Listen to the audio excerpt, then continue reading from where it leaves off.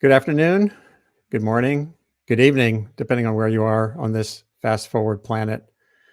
Sadly, still wrapped in a pandemic that's surging, in particular in the United States right now. Some European countries are preparing to go back into shutdown mode as well. It's struggling. It's a really tough time as now the vaccine, through an incredible feat of science, has come about in just less than a year after Chinese scientists courageously released the genome in January and were punished later. That's what's allowed this rapid development of vaccines that are going to be pouring forth. But there's so much to do between now and the months ahead when you might get a shot in your arm, and hopefully you will.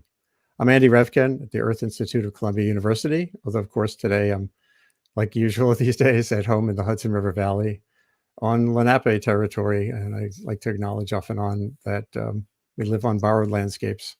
And we're going to have a session today this is an issue that's been on my mind as a journalist for many, many years, 35 years covering climate change. And I was neglecting to cover community change. The risks that we build are a significant part of the challenge going forward, with or without a changing climate. Climate change, especially coastal change with sea level rise, is exacerbating things in big ways. Going to meet some wonderful guests here who are all come in from various parts of the country, a couple of good friends, some new friends. And I want to just lay out the context very briefly. So people on this call have contributed to papers like these: the emergence of heat and humidity, too severe for human tolerance. There's no scenario that stops sea level rise in this century. I mean, I've been writing about that for 20 years. It's clear you can't just magically, even if we abide by the Paris Agreement magically, sea level doesn't just immediately say, okay, that's great, I'm going to stop rising. There's a lot of momentum in the climate system. A paper that caught my eye, really nails this. Was a 2014 paper by a lesser known Michael Mann, climate scientist, and others. They were looking at California's development. They were looking at where we headed with where people are building housing in this state, where we headed with housing in what we know about wildfire. And the conclusion, here's a map of severe wildfire risk zones in California. And there's just this one conclusion that's worth starting things off here with. We expect, I like it's a scientific terminology, but in the conclusion, we expect by 2050 that 645,000 houses will be built in areas currently designated as very high wildfire severity zones. So if that doesn't say, Steve Schrader, who'll be on here in a few minutes, has talked about the expanding bullseye that we're building. And again, this is, climate change is changing patterns of wildfire in California, absolutely. But we are changing patterns of wildfire risk way faster than that. And so that's led my colleagues, Radley and Alex and Lisa and others here at Columbia and partners elsewhere, and people at Pew Charitable Trusts and scholars like Steve, to really start to bring science to bear on the question of how do we pull back, essentially? How do we retreat? And this one last little detail I want to get at in the intro. Back in 2013, when Mayor Bloomberg, in his final year in office, gave a very gutsy, big, grand speech, as he does, on climate change down at the waterfront. And the key line, though, was, as New Yorkers, we cannot and will not abandon our waterfront. It's one of our greatest assets. We must protect it, not retreat from it. So as a science journalist, surrounded by scientists who for decades have said sea levels are rising at rates that could very well and already are routinely flooding some parts of New York City, that idea seems so antiquated. But here's my call to everyone on this call today, and you out there in the audience. If you were mayor, let's say you're the next mayor of New York, after de Blasio is gone, and you're meeting with your press secretary, and you're saying, hey, write me a speech that says we will retreat. We will retreat, but write one that actually people will listen to. Write one that resonates, that doesn't get me unelected. And that's the challenge. How do you do this? How do we manage our way out of these circumstances we have stepped into in huge ways, in wildfire zones, coastal zones, inland storm zones, island communities? Is there a way to build forward better that has a design to it? Managed retreat, as opposed to ad hoc flooding and how we've dealt with things so often as human beings. So that's the goal of a conference that's coming at Columbia next June, late June, spilling into July, I think. The dates are still firming up. And the idea is to give some clarity here, to at least clarify research questions, to, as they say, advance the research agenda around managed retreat, fundamentally interdisciplinary. This is not just climate science. It's not just behavioral science. It's not just political science. It's not just communication. It's all these things. Facilitate networking and discussion. That's what we're doing here today. This is spilling out into the world. Please share this when you're done, when we're done with others in these fields. And then there's develop concrete solutions. Like what we have practitioners that we're dealing with all the time, including certainly Pew Charitable Trust is working with practitioners, and we all are more and more. How do you create mechanisms, tools, techniques? For me, sustainability, communication techniques that can help facilitate. And this is all part of our very exciting new climate school that's evolving at Columbia, which when you look at the details here, it's fundamentally, it's not just a climate change school. It's a how do we build a relationship with the climate system school.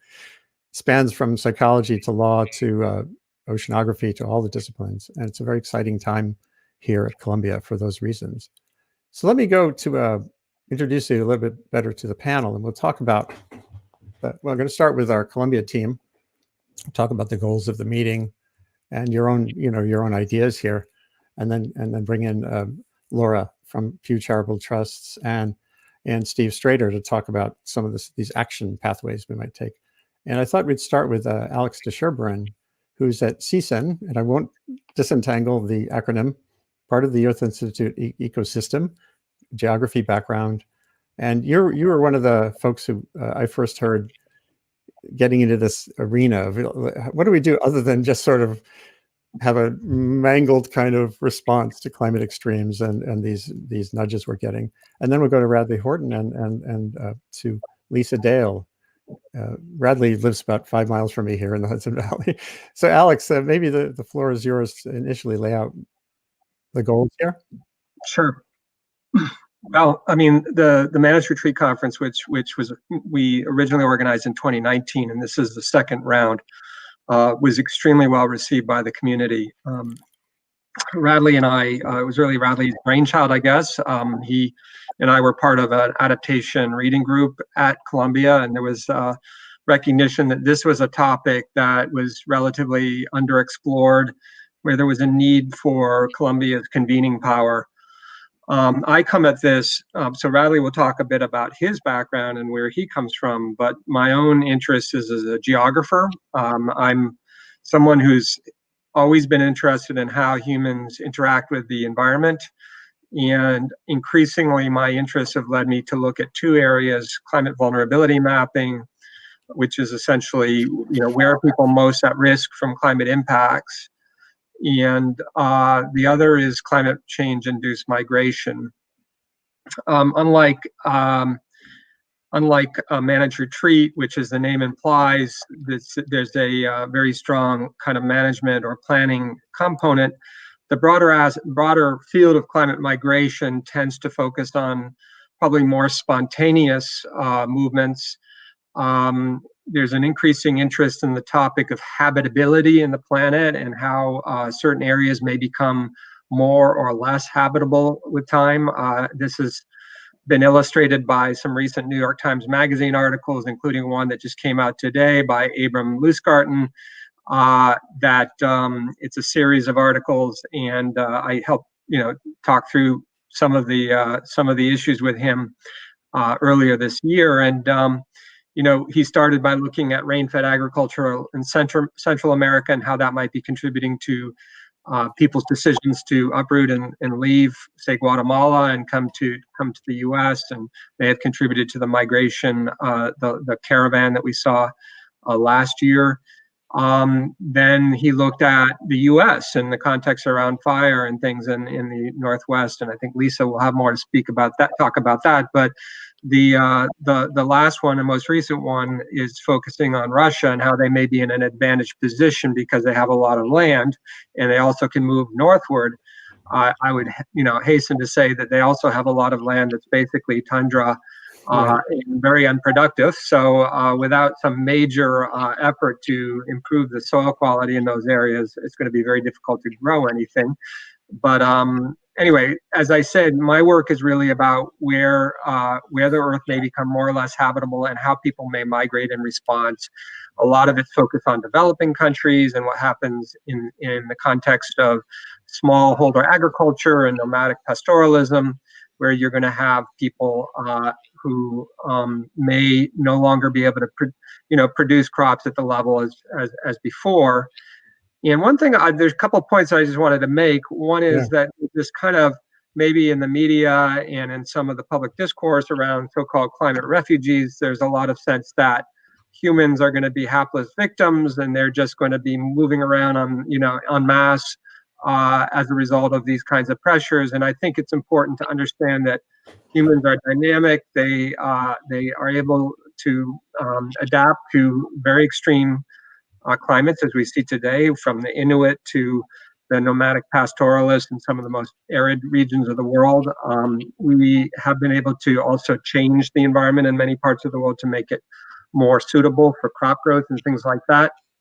So I think in addition to the idea of like physical tipping points, things like ice sheet loss and other things that may create major shifts in the climate, we need to talk about social tipping points and how social systems will adapt and adjust to these pressures. If time allows, I can talk a bit more about how managed retreat links to some other areas of interest of mine, including resettlement, which is kind of not a popular term, or planned relocation is another term, where you're really talking about resettling entire communities rather than people kind of spontaneously moving. But I'll stop there in the interest of time, and really eager to hear what other people have to say. Thanks. That's great. And Laura, I know, is working on that issue, incentives and buyouts and the like. We'll talk about that in a few minutes. That's great. I wanted to get in back to the slides a little bit too. Oh, wrong one. I wanted to show the one with Radley's study. I had to queued up. There we go. So Radley, you've been at this a long time. I've been talking to you a long time.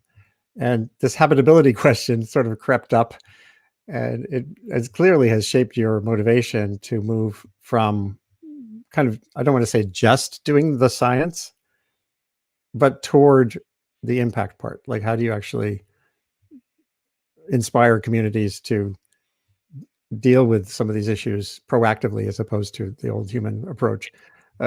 So what's your main thesis here? When you think about the meeting, what would be success look like? Who is it you want to have writing those, submitting abstracts? By the way, by January 15th, everyone out there who pass this around, what drives you forward is the hope here? Yeah, so I think Alex put it well in a way in his remarks. It's sort of this notion of the tipping points. My own journey on the sort of climate science and impact side has been from a sort of very linear approach, focused on trying to advise cities on, based on our climate models, what's the most likely scenario for just how much sea level will rise, just how many more, heat event days we'll have in the future. And I think, those kind of approaches are really useful. They're a great kind of first step to get entities to start to understand how these risks are going to change. But part of my journey has been realizing that often the sort of qualitative framings and just helping to sort of investigate some of these tail risks, these possibilities that are maybe a little lower probability, but absolutely catastrophic should they happen. Very hard to quantify, very hard to model, whether it's that ice sheet loss, whether it's a major shift in weather patterns that leads to large crop failures. It's the notion of these nonlinearities and tipping points, some of which are really in our impact systems, right? Like crop yields crashing, or humans reaching a humidity in the environment where you basically can't sweat fast enough to stay cool. So maybe in our planning, we haven't thought enough about those low probability, high consequence outcomes. Immediately, though, we get to issues of messaging, right? Okay, so that just sounds incredibly pessimistic. What are we supposed to do with that information? But I think Alex pointed to the path out, which is, seeing faster and faster that the tipping points on the solution side, whether it's towards greater resilience, or, look how quickly the price of renewables are coming down, batteries. I mean, these are transformative tipping points of change, and maybe, that dimension of broader societal engagement, engaging the private sector, engaging the legal community, engaging all these communities of practice, floodplains managers, underwriters, environmental justice communities.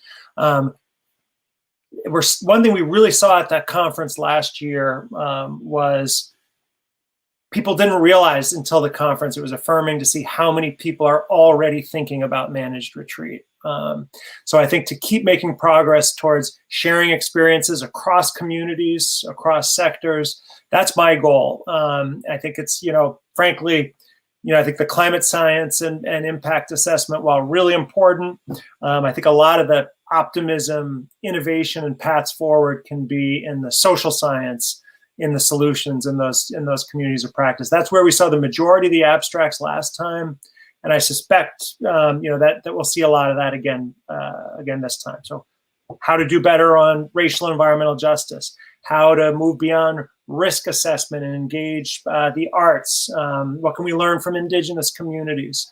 Some of these examples of exciting sort of non-traditional ways to advance these topics. That's great. And clearly, again, this is the intersection of so many disciplines and practices, which is, again, why I like to be at Columbia right now. The climate school has that capacity. They've just announced now the Climate and Society Masters is the first active program of this new emergent effort to build a school around this. And it's the other thing, of course, is the organizers have this key motivation of what President Bollinger at Columbia calls the fourth purpose. Like, how do we engage our data and our expertise in ways that communities can embrace and utilize and carry forward? So it's a great time. And Lisa, I know you're involved in all of this, and maybe talk a little bit about your perspective in the wildfire question, which will come up again in a few minutes. But so Sure. Lisa, give us a thumbnail sketch of what brought you to this, your discipline, and what your goals are. Great, thanks. Yeah. So I'm Lisa Dale. I'm a political scientist, so I am a social scientist, and I'm in New York now, but I lived and worked in Colorado for 25 years and worked in government for a lot of that time. So my background in wildfire goes deep and really began from a very applied setting, trying to understand what those risks are like. I've done a lot of research on funding, who pays for wildfire, what the costs are associated with wildfire beyond just the immediate costs, but thinking longer term, and how, in particular, we worked a lot on how local governments have a really key and unique role to play in driving building code decisions, zoning decisions, and urban planning that seem to have the most immediate and dramatic effect on the layout of settlements in a high-risk area. We also worked a lot with insurance companies, and I can say a little bit more about that later. The role for insurance companies in helping to drive settlement patterns. Last year's Managed Retreat Conference, I thought, was a smashing success, as I was part of the organizing committee as well with Radley and Alex. And most of the conference focused on coastal issues and flooding and framed the notion of managed retreat in that context. And I gave a talk on wildfire, and part of what I tried to do at that time was point out the ways in which wildfire is fundamentally a different type of threat than flooding is.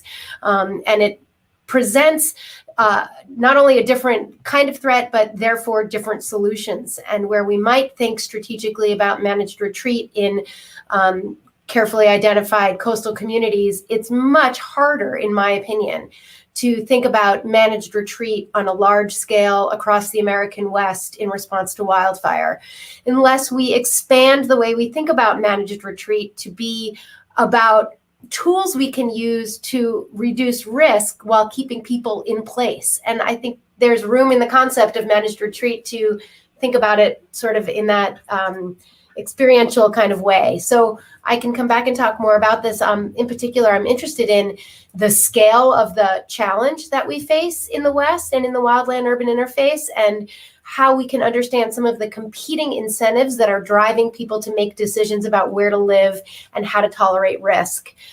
Because I think it's a quite nuanced and complicated issue across the country.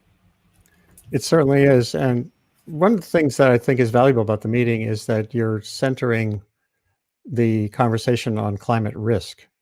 You know, a lot of us focused on climate change for a long time. I won't show the magazine cover from 1988. I get tired of showing it. And climate risk brings in the community and the community responsibility or opportunity that's part of this. I'm just going to briefly show a visual that I think about all the time in this context. This was, you know, the tragedy of Paradise, California, which was a lot of headlines were about wildfire and climate. But here was a classic case, as Stephen Pine at Arizona State, the fire historian, noted. This is a community. This was essentially an urban fire in a forest. The windborne embers came from the source. But you look at that, you see the trees are actually not burned. And the houses, obviously, this was a situation where all it takes is one to catch on, and then the next and the next. And the opportunity is there too, because you see some houses didn't burn. Perhaps some of that was just luck. Some of that was probably design. So that this is like the glaring opportunity here is to bring the community into the conversation, which I think when we talk about global warming, which again, I've done for so long, it kind of disengages the community to a certain extent. Does that resonate with you, Lisa, especially as a social scientist? Absolutely, Andy. And I think, you know, the way we define risk by definition is a way of thinking about the way a hazard like a wildfire intersects with concepts of exposure and vulnerability on the ground. And those places, the exposure and the vulnerability, are where we have opportunities to reduce risk. We have less opportunity to not start the fire, right? To not ignite, or to not have a hurricane come in, or in other words, we don't have a lot of control over a hazard when it's arriving. It's really conceptualized as this sort of external event. What we do have control over from a policy standpoint and from a community standpoint is our relative exposure and our vulnerability. And those are tools that we have a meaningful access point for reducing risk by thinking about it that way. You know, I'm just going to quickly show a slide. This is not set up very neatly. This is from a talk I give often, and it shows you, and I just closed it by accident. Well, very briefly, it showed you exactly what you're talking about, that risk, which is the thing theoretically a community cares about, is a function of the hazard, vulnerability, and exposure.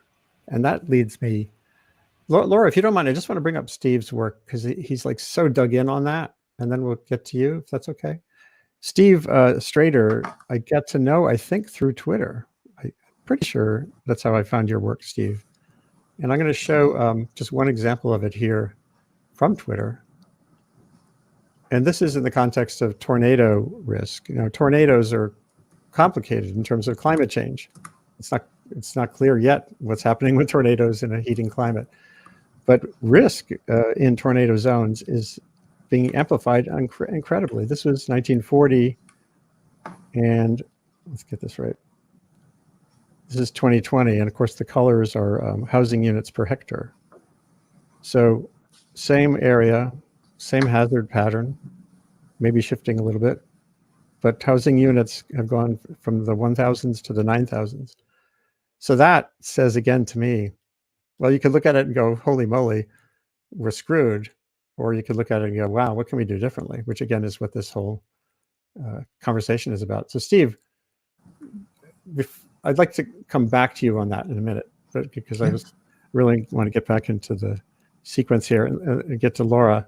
Laura, could you describe, how did Pew Charitable Trusts get into this? I think of Pew, the whole Pew landscape is mostly environmental, saving forests and land, and social issues too. But so how did it get granular? What's going on with the flood adapted communities work you're doing? Yeah, that's a good question. And depending on, how you come at kind of fixing this problem, it is an environmental issue, but it's also, it's a human issue. As a lot of people have touched on, it's a community issue. If it was just an environmental issue, we probably wouldn't all be here talking about it, because I think, as we're going to talk about a little bit later, but as if a hurricane falls on a wetland, you don't hear about it. If a hurricane falls on a community of homes and families, it's a headline because the impacts are just so much more severe and grave.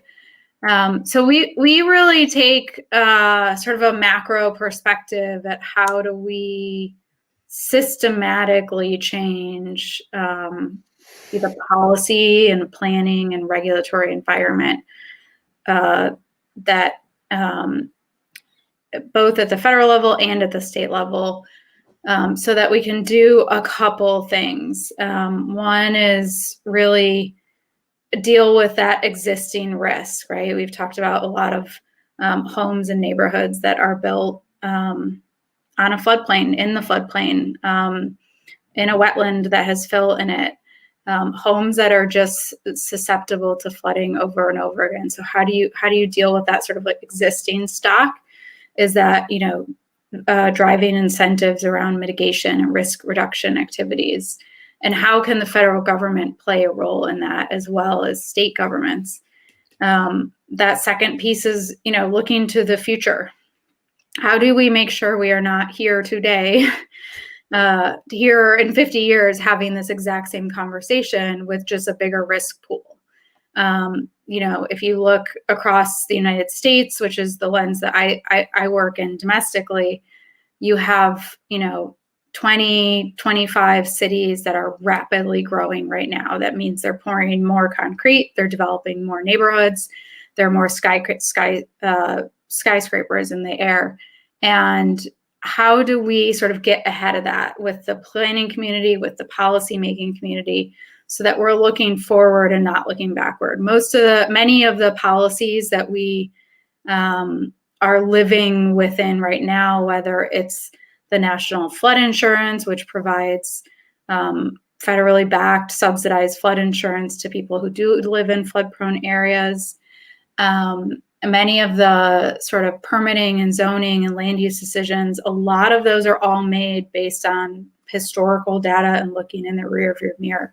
So as much as we can encourage and educate policymakers about looking forward for a future that has more fire and flood and tornado and earthquake and hurricane, that is how we're trying to approach this problem. So it really is, again, sort of trying to get at this systematic change to the way that we have traditionally dealt with flooding. We do tend to focus on flooding because it's the most common, it's the most pervasive across all 50 states, and it's increasingly costly to communities, to local, state, and federal governments.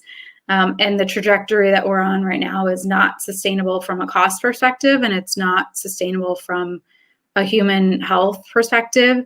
And the development that we're doing is exacerbating all of this and also degrading a lot of these environmentally rich areas. So maybe I'll just pause there because there's kind of a lot to unpack there, but that is the approach that we're taking. One of the things that comes up over and over again, and Steve, maybe you can come in on this too, is the hardest thing here. It's not just the scale, it's not just 10,000 communities in fire zones or coastal zones. It's that the socioeconomic political context is different in each one, in all these different areas. Even in a city, you can have different dynamics in different areas. Of course, the justice issue is there in big ways. Steve, you've been charting this pattern now, in many different contexts, even in terms of volcano eruptions in Seattle. So this is not just a climate issue, but this bullseye effect.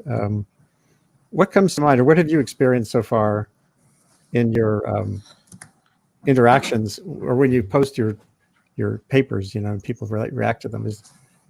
And actually, you know what? This reminds me, Laura and Steve, I'd love to focus a little bit on the Carolinas. I think you're both working in there. Maybe we could talk about that a little bit too.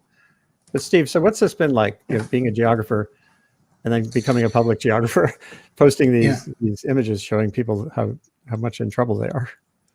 Yeah, it's really interesting because, I'm the type of person that got all of my degrees and grew up in a geography programs and quite a few geography programs.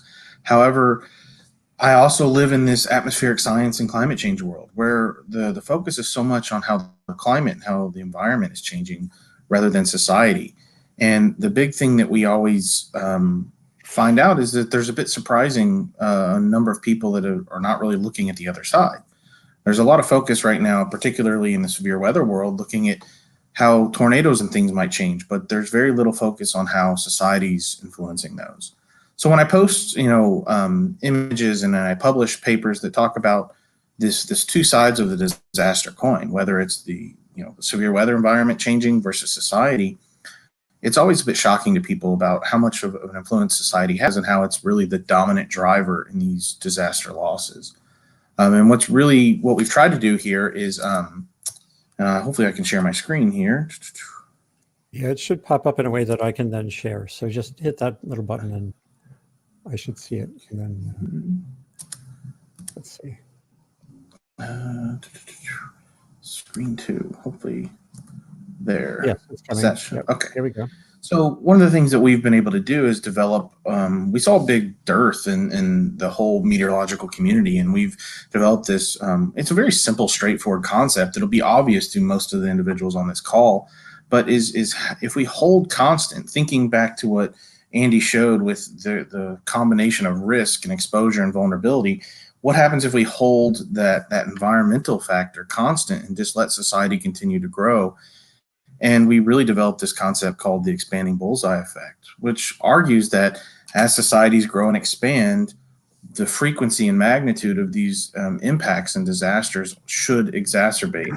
And what's really interesting is by holding one of them constant and holding the other, things like the number of tornadoes or the number of hurricanes constant and letting the environment or the underlying societal exposure change, and then letting the other one change, we're really playing this game where we can dig in to see the effects of our growing society. So we've really been focusing on how we can communicate that to climate scientists as well. So not only are we developing better models to represent tropical storms and particularly severe weather by 2080, we're also trying to couple that with underlying developed landscapes. And it's always an interesting dichotomy after a big event. How much was it, do we know if this tornado was caused because of climate change, or was it just the disaster driven by the sheer number of people that have been moving to this area, the affected areas? So, and that seems to be the core of the meeting that's coming. It's to convene, to cross-connect, to compare data sets. CSUN does a lot of that data map overlays. Maybe, Alex, what are your initial thoughts here? We're getting to that. The second half is all about where do we go from here. So what comes to mind? Right. Well, part of the question becomes, indeed, CSUN does work on, say, low elevation coastal zone populations. I was just talking to some colleagues today about putting in a paper for the conference and looking at people, in that sort of 0 to 5 meter elevation zone. And it turns out a lot of those people are urban, and they're urban because more and more people are moving into the coast. And so it has a lot to do with incentive systems, I think, right. If that's where the jobs are, if that's where infrastructure is being built, if that's where insurance programs are saying it's okay for you to move here because your house is going to be insured against catastrophic loss. If land use and planning systems say it's fine, let's build another development. And I think that those systems are also entrenched in power structures and economic structures that are very, very difficult to change. So if you're talking about the US landscape, I think it becomes complicated. People do need to move somewhere. They need to live somewhere. They need to make a living. These are all things that we need to take, into account. We can't say, oh, this is all off limits. You can't, this is no longer. I remember the sort of Earth science response to Hurricane Katrina was they should never have been living in New Orleans to begin with, which is an easy thing for someone outside of New Orleans to be saying, and frankly, not very helpful. But, there are some new conversations. Radley and I have been part of something for the American Society for Adaptation Professionals, where they're looking at New York, and, well, pretty much all the states that abut the Great Lakes, And it's no great secret, there's a lot of water in the Great Lakes. There's a cooler climate. There are some factors and there's actually a lot of free housing if you look at places like Flint and Detroit and other places. And the question is, could these actually be new receiving areas? And what would it take to create incentives to make them so? And I think it's actually pretty complicated. You can put some infrastructure in. You might, high-speed internet. You could actually pay out, make inducements, financial inducements for people to move into these areas as long as there's jobs. But I think people are beginning to think about some of these things that probably a decade ago just seemed completely outlandish and, improbable. So those are some thoughts. And Lisa, this reminds me so much of some good coverage I saw in this Bay Area. It was actually, it was a radio station that the public radio did a piece several years ago after the wine country fires on the role of the inadequate urban housing. Unaffordable housing in cities was causing more sprawl that was leading to Steve's expanding Bullseye. And you don't often think in the same sentence of affordable housing and in urban areas and wildfire risk in suburban areas, but it's all connected, which I guess gets to this, again, back to the systemic nature of both the problem and the solutions. It's an interesting phenomenon. And Radley, you've been a public scientist in this too. And where is the resistance points and where have you seen exciting examples of going forward? And then we're going to dive a little bit more into Laura's work. Yeah, I think, I don't know if it's resistance points exactly, but two of the real things that I'm just really grappling with. One is kind of the question of scale that really came out at the last conference. I could sort of oversimplify it and say that there was one perspective that was the top down, right? Like maybe, we need the federal government involved. We need, given the urgency, the scale of the challenge, we're going to have to scale up. We have to have these lessons that we learn that we just sort of quickly apply across multiple cases, based on certain standardized criteria. Clearly, there's a lot of truth to that perspective, but there's a really strong countercurrent, which the conference helped me, belatedly understand more and more of. Each community is different.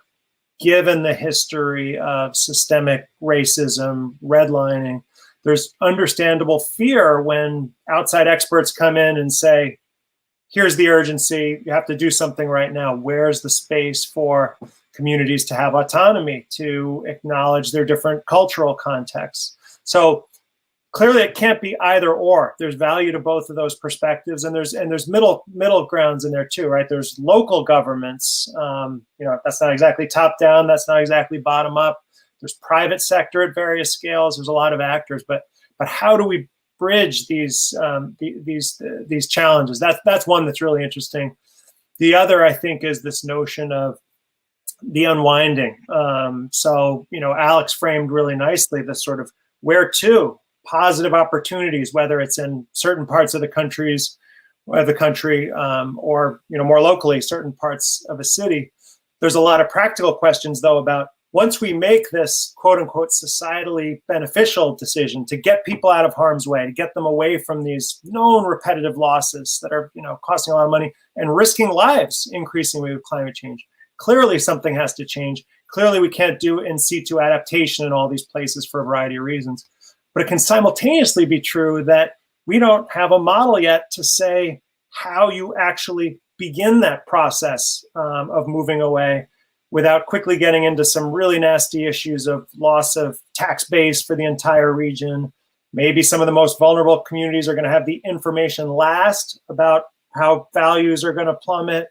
So how do you unwind in a way that even if it's good for the entire region, even if it's good for the country, whatever that means, there's not a lot of suffering incrementally because we're so doubled down, right? That's the sort of core issue. We're not unlike, arguably, in a different context, some of our major fossil fuel companies. There's been this doubling down, and as a result, we're in a situation there's going to be a lot of pain when we unwind, inevitably. Yeah, and that gets to the importance of early and consistent interaction with officials and communities directly too. The scale issue will be enormous. I think that's, again, another value of the climate school to my mind is where are the new professions in all of this? Yeah. You were recently on a meeting of climate adaptation professionals. I'm really interested to know who they are and what they're doing.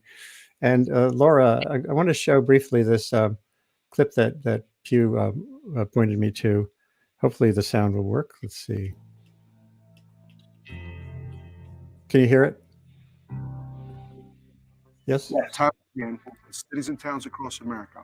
We have witnessed how our nation's infrastructure is aging, broken, and vulnerable.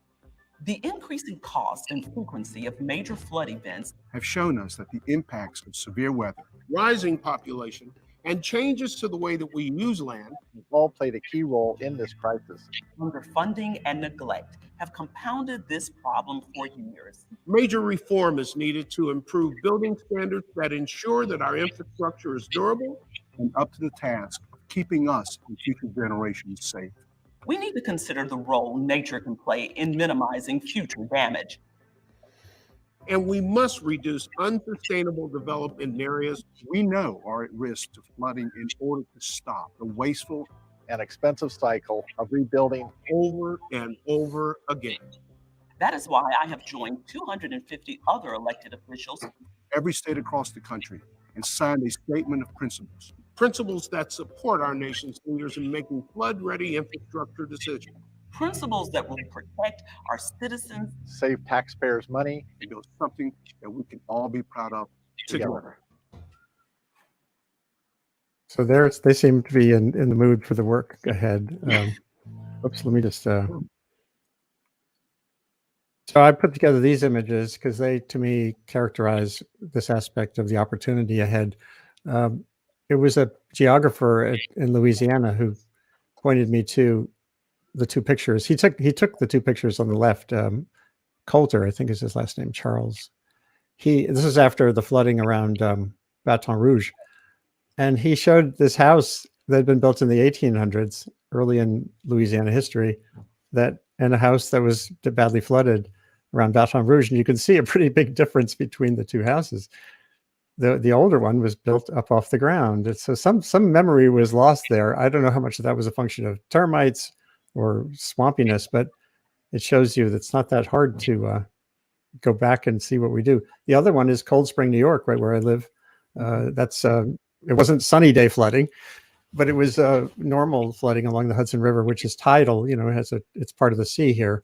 And then the house below is built right. If I turned around from taking that top picture, I'm pointing to the house that now exists that was built on the shore there, designed to flood. And it's also a passive house, so it uses hardly any energy.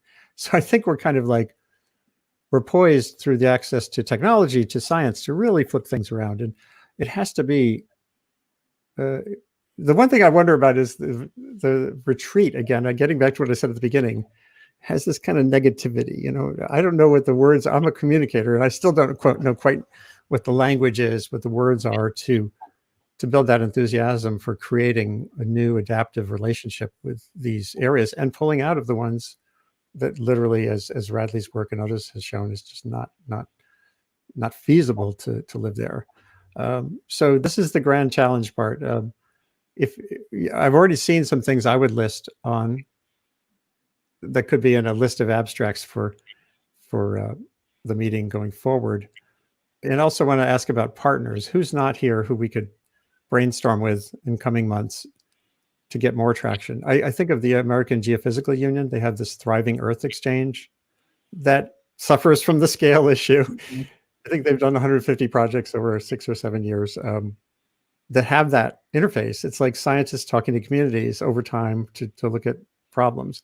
It feels like it has the right architecture. And Steve, you got the data. Well, you all have data of some certain kinds. Can we build interfaces to get that normalized? One thing I'll ask you about is the insurance sector too. Obviously, they're a big player in where people build or don't build. And I remember Craig Fugate, the former FEMA administrator at a conference we were at. It seems like years ago, but I think it was just a year ago at NYU. And he was saying, if homeowners only had the flood history of homes as a normal part of what they see, that could change some of this too. So maybe a quick question for each of you, and going in a cycle here, is who could we add to this, or what are some of the missing links that you'd love to have in the conversation? And maybe we'll start with Laura. Sure. To that last point, I think you can't have this conversation and you can't have any accountability if you don't have the developers and the real estate community here, right? Accountability is a big piece of this. So someone just posed a question about how do you disincentivize people from living in these areas, and I kind of believe that if you build it, they will come, right? And so, if consumers don't have that information, which currently they really don't have a lot of information, and what information is out there is very difficult to understand. I'm in this field. I just moved, and I was trying to read the flood map, and it's very difficult to do, right? Unless you have kind of a background in it. So one is that sort of like equipping consumers with more information about risk. Someone talked about energy earlier. I used to work in the clean energy space, and I always try to liken this adaptation space to that, as in we're kind of in this emerging industry where one day consumers will demand it, but that's not happening right now, right? Consumers aren't demanding resilience in a home. And so it's just not a factor that most consider. That said, the accountability piece is really important because you have the development community, you have the real estate community, and then you have local policymakers who are, these decisions about future risk are at odds with economic growth. And 99.9 times out of 10, economics are going to win that debate, right? It takes a very strong political will that you saw from some of those mayors in that video, who are willing to stick their necks out and make some really tough decisions about putting new building regulations in place. You had the mayor of Fort Collins in there who has he has pretty tight restrictions around building in the 100-year floodplain. But those are outliers, right? You're not seeing enough of that, and we need more of that, because that's how you're going to scale. Getting individual accountability is good, but it's bigger than that, because these decisions are happening long before you decide to go buy a new home on the coast or along a river. That's right. And let's turn to the Carolinas too, and get to this.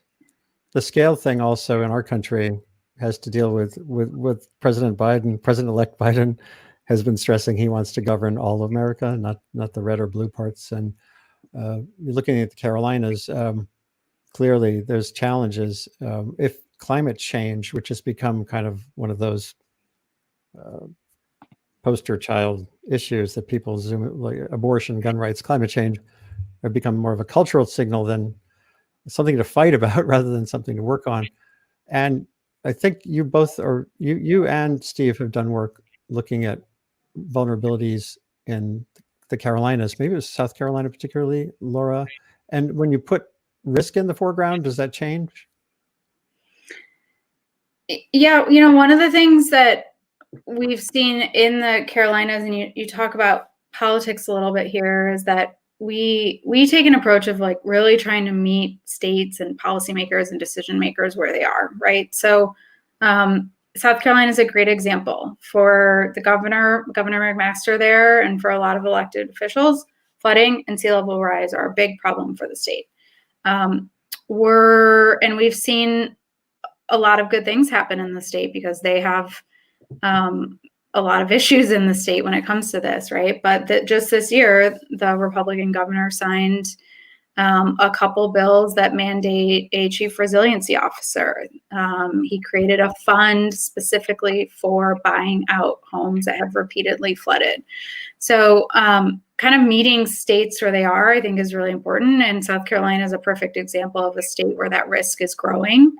There is a community I like to point to, sort of outside of Charleston, called West Ashley, if folks are familiar with that. But it's a townhome community where the homeowners were sort of clamoring for years, all voluntarily ready and willing to relocate because they had been plagued by flooding year after year. Finally, last year, they were approved. The townhome community was approved for grant money to receive from FEMA, and they're in the process now of kind of demolishing and relocating that entire community. But what communities and city planners don't often plan for, they're always planning for positive growth. And I think, Alex, you were kind of touching on this, right? But how do certain communities face the reality of planning for negative growth? Yeah, boy, I got to tell you, when I was reporting on Baton Rouge for ProPublica, the floods there, a year after that epic flood, there was a quote in a local newspaper of a mayor saying, they were relaxing their standards for flood risk because he said, we don't want to be a ghost town. Right. Oh my and God. So,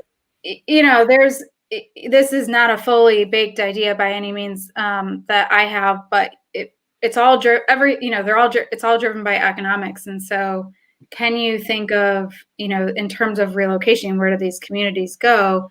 Could there be some exchange, right? Maybe it's not that your economics in the future are driven by real estate, but they're driven by other industries. And there's some exchange. It's a school system exchange. It's a fisheries exchange. Something where sort of a receiving community is benefiting on the economic side, but there's also sort of a back and forth between the two communities, because we don't want to end up with a lot of blight, right? Right. So I want to show, I flashed it before, I want to show it again, Steve's analysis, because there's something here that, Steve, you probably recall. You did this even as Hurricane Florence was heading toward the Carolinas. You looked at the forecasts, you looked at the zone of probability of where the storm would hit, and you quickly pulled together what's essentially a risk forecast. I think I was tweeting at the time, is there a way to incorporate into a weather forecast, just as a way to get something into people's heads? By the way, this storm is coming. It might be category 3. By the way, we have 10 times more houses built in flood zones than we did 40 years ago. Let's think about that. It feels like that's an opportunity.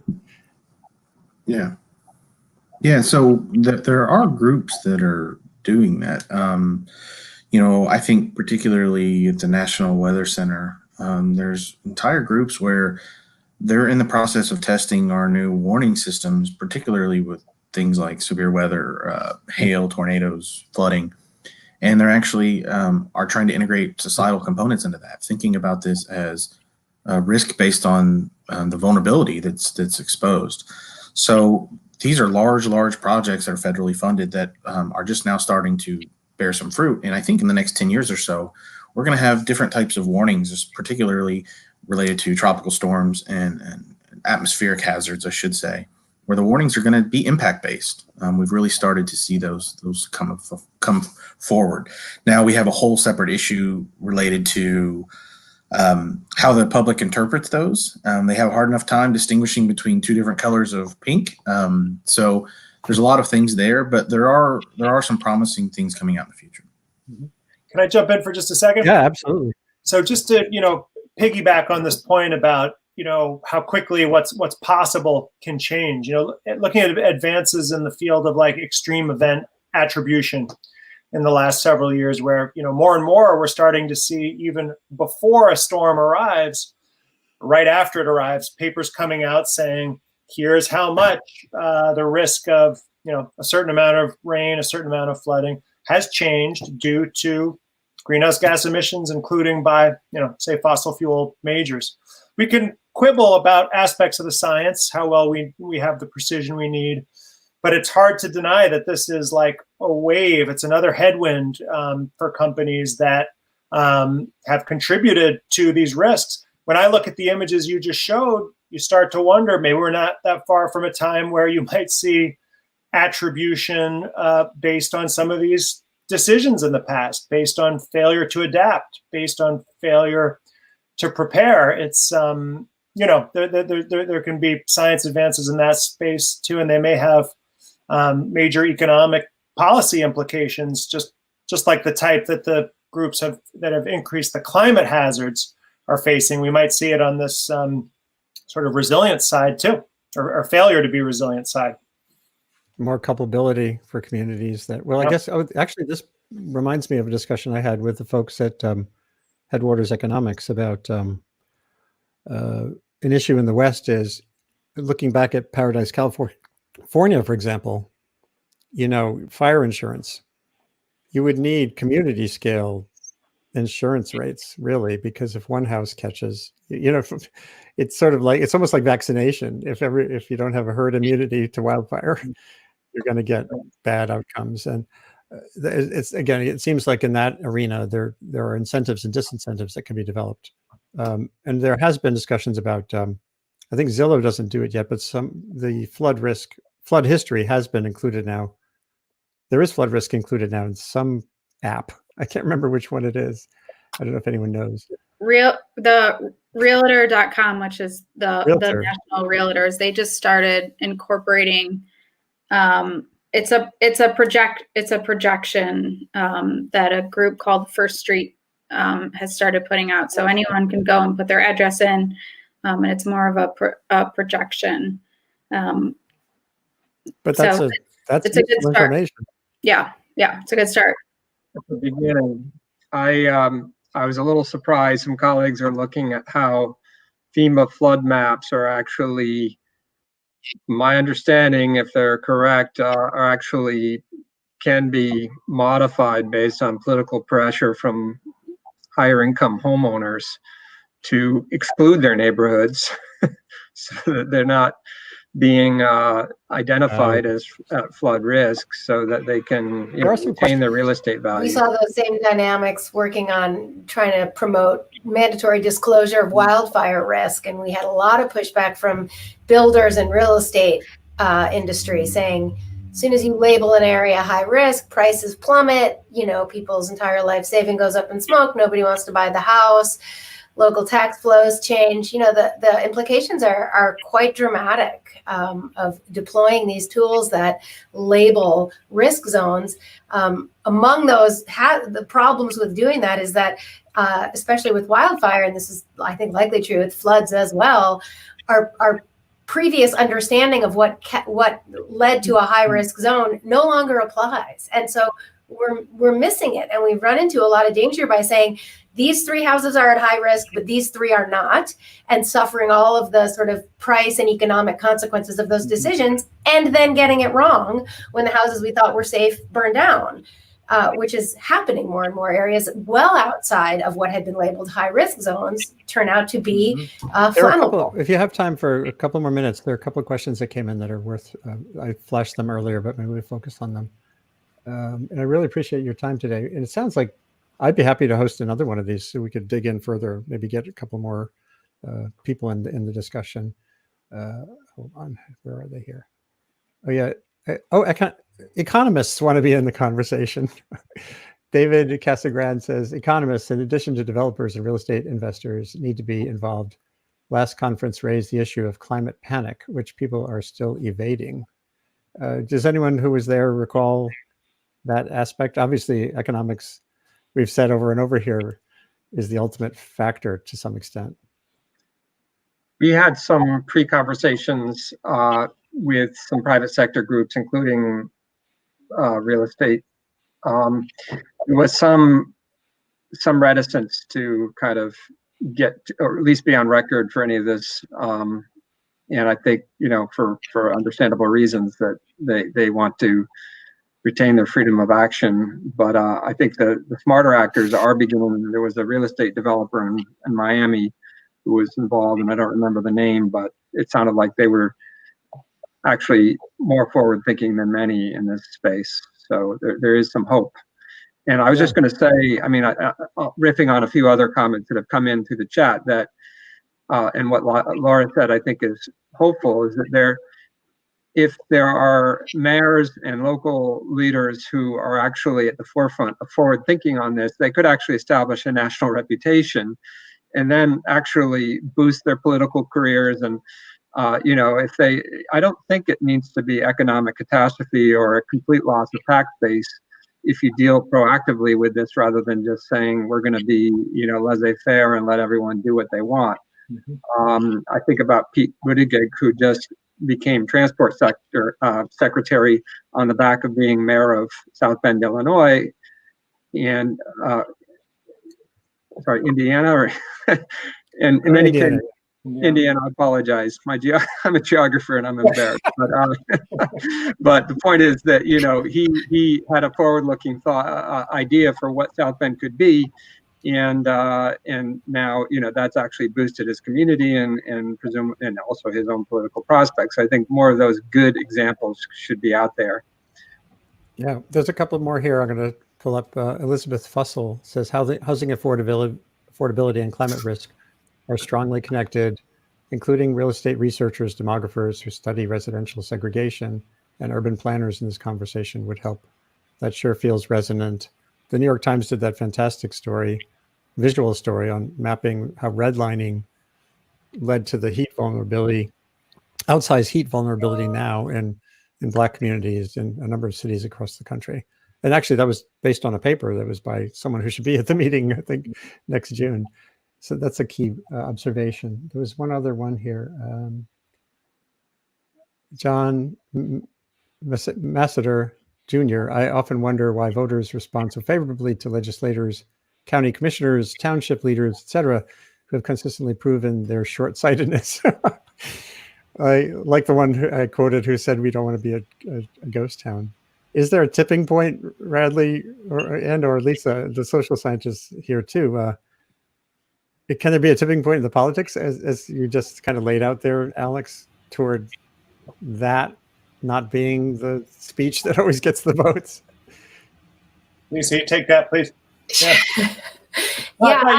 Expertise. Yeah. I think these issues are actually quite complicated, and I'm very reluctant to label somebody who says we don't want to become a ghost town as necessarily being short-sighted. And part of the reason is because we talked about how the greatest ability we have as a human society is to influence not the hazard itself, right, but our own exposure and our own vulnerability.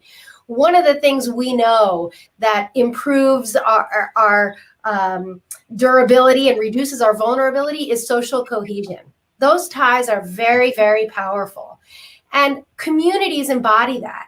Communities embody support systems, assets for people, provide access points, history, ownership, connection to the land, place-based affection, et cetera, et cetera. There's an awful lot of research that talks about how powerful those attributes are to a person's well-being and to minimizing their vulnerability. And so I think we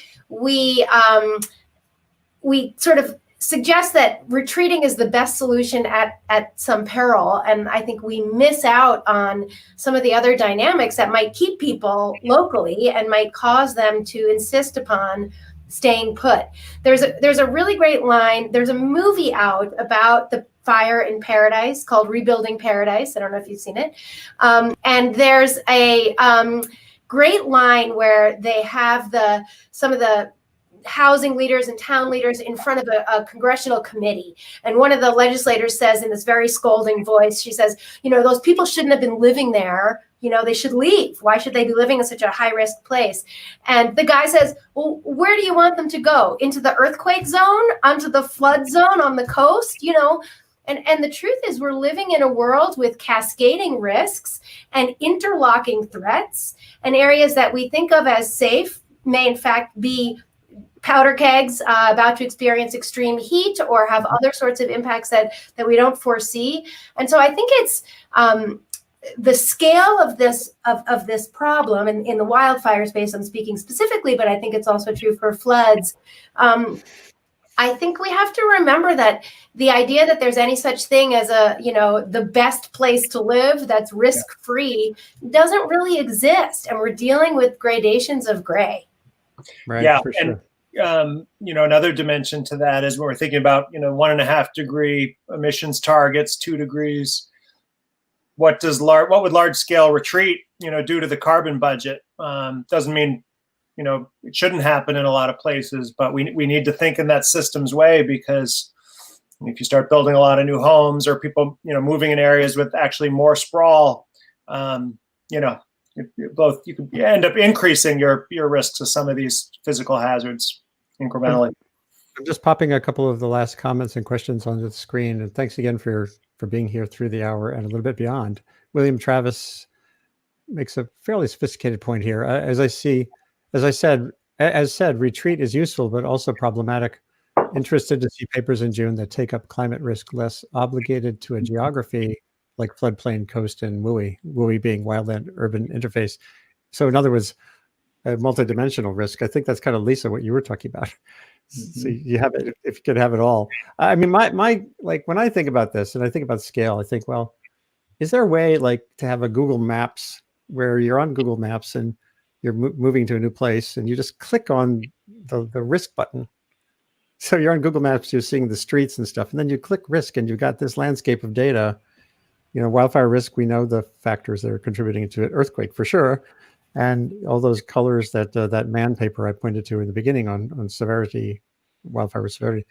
It just feels like that's it has to be online to that extent, at least the basic access to data. Then comes how does that interface in South Carolina, North Carolina, Florida, Georgia? And that's where, whether it's the School of Social Work or, our colleagues in other disciplines, people who can foster those conversations, who had a really great presentation at the first Managed Retreat meeting, the Consensus Institute, I think.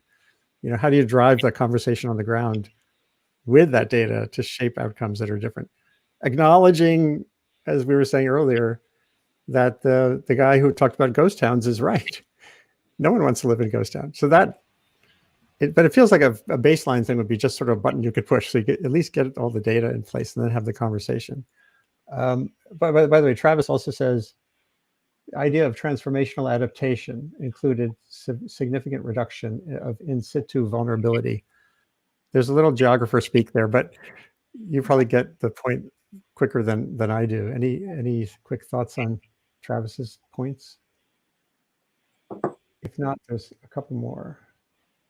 David Casagrande points to an example. Valmeyer, Illinois embraced the tipping point and relocated their town.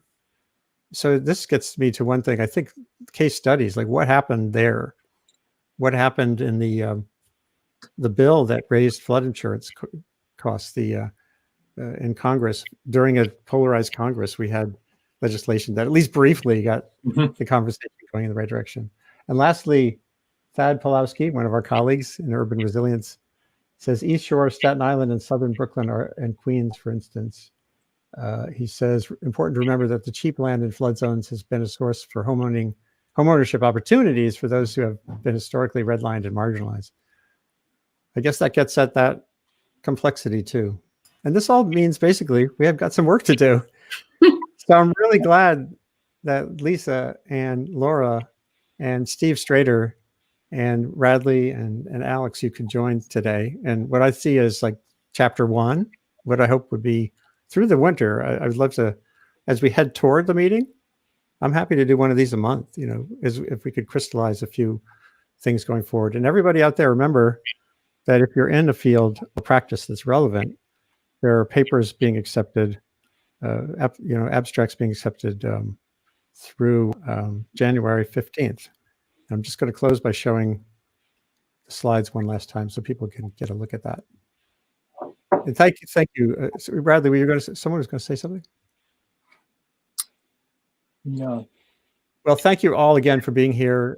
This was a brisk introduction to the concept of managed retreat by whatever means you want to call it. I posted a shortcut link there to learn more about the conference. And hopefully everyone here can come back sometime. Laura, Lightbody, it's clear that we overlap a lot with Pew and what we're thinking about here, and hope to have you somehow. I haven't mentioned the meeting is online. This will be virtual, so you don't have to think about booking tickets and hotel rooms and all the costs that comes with that. So, and this thing I do is called Sustain What?